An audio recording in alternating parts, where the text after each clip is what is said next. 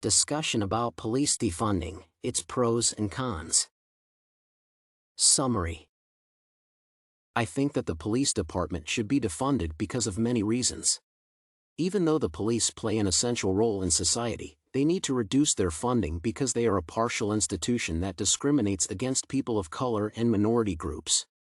Historically, police departments have been regarded as both violent and oppressive. It is a discriminative institution full of bias and usually directs its oppressive activities on black people, drug dealers, and protesters. Funding policy can increase violence because of increased capacity in terms of military equipment, firepower, and a negative attitude by the community believing that they are waging war against them. In this regard, it makes sense to defund police to reduce their capacity to oppress black people and reduce racialized violence. Secondly, it has been challenging to undertake police reforms because of their racial bias.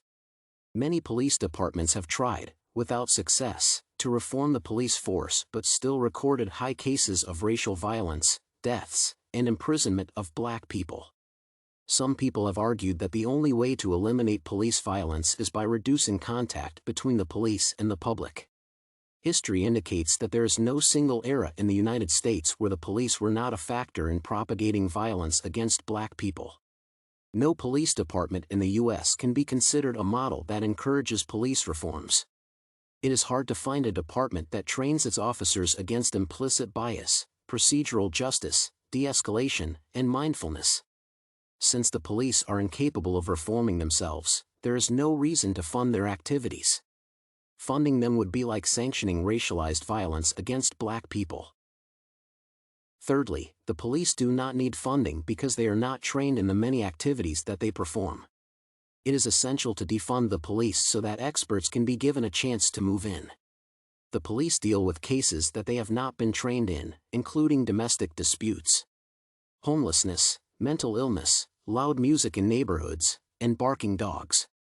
These are activities in which the police have no special training and require the services of experts.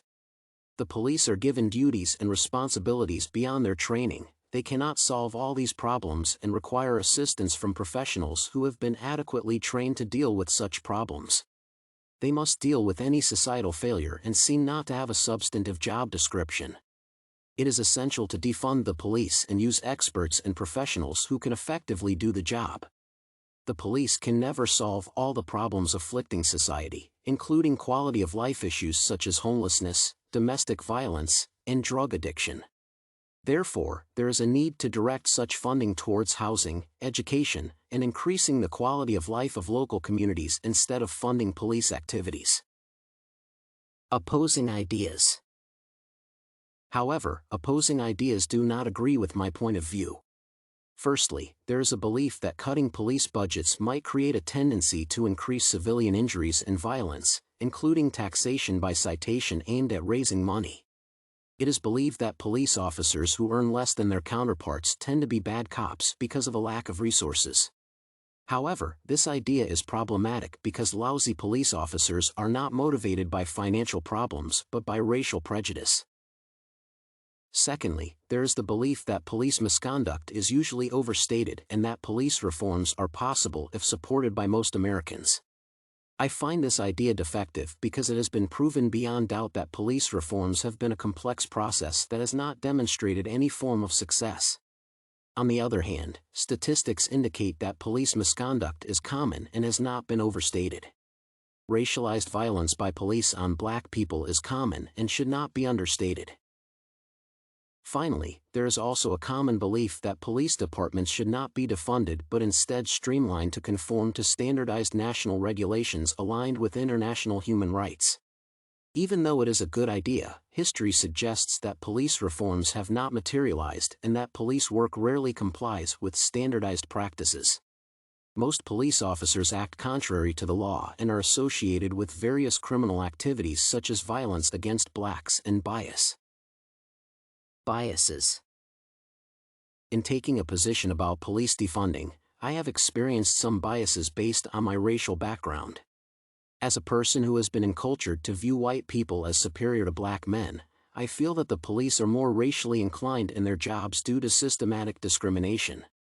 My point of view is biased by my enculturation in a multiracial society where there is profiling of black people and other minority groups. They view black people as criminals based on profiling and stereotyping. In this regard, I consider police officers as racists whose work is to oppress blacks while maintaining a white supremacist attitude. I have also been biased by the victim's attitude faced by black people at the hands of police officers. The suffering undergone by black people through police violence has made me sympathetic to their plight and critical of the activities of police officers. It has created a bias against police officers by regard them as racists whose main aim is to oppress black people and minorities. Conclusion. My thinking about the topic has not changed because I have always believed that the police have constantly worked against the interest of the black community, and as such, their activities need to be defunded to reduce the violent and oppressive ways of black people. Apart from defunding the police department, society also needs to speak against the violence visited on black people by the police.